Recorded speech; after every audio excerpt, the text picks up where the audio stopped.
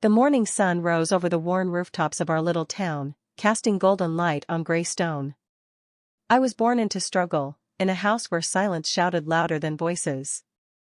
My mother, pale and thin, worked her fingers raw sewing buttons on coats for pennies. My father, once strong, had vanished like smoke in the wind before I turned 7. Hunger was my oldest friend, and cold, my constant companion. At school, the children laughed in clusters. I sat alone, a ghost among the living. Books became my refuge.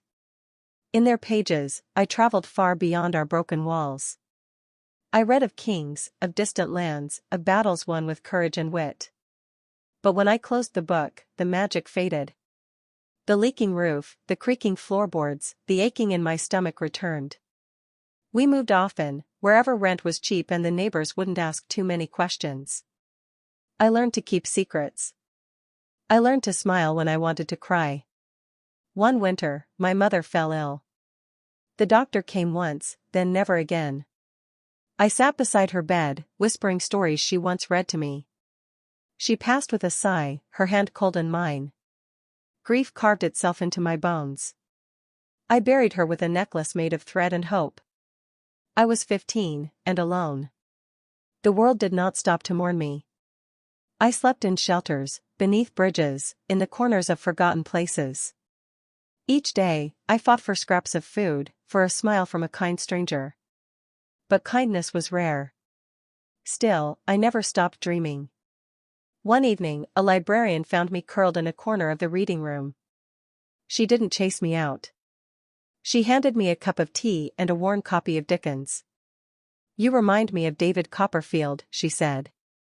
I didn't know what that meant, but it made me feel seen. From then on, I read everything I could. Words became my armor, my sword, my map. I found odd jobs, cleaning, stacking books, tutoring children in alley schools. Slowly, painfully, I built a life. Not grand. Not easy. But mine.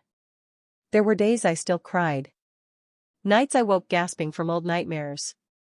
But I kept going. I wrote my first poem in the margins of a library book. My first story on the back of a grocery receipt. People began to listen. My words touched others. I met readers who saw themselves in my pain. I wasn't invisible anymore. Today, I teach children with stories like mine. I tell them that pain is a page, not the whole book. I tell them that scars are not shameful. That even a broken path can lead somewhere beautiful. My life was hard. But it made me who I am, a survivor, a writer, a voice.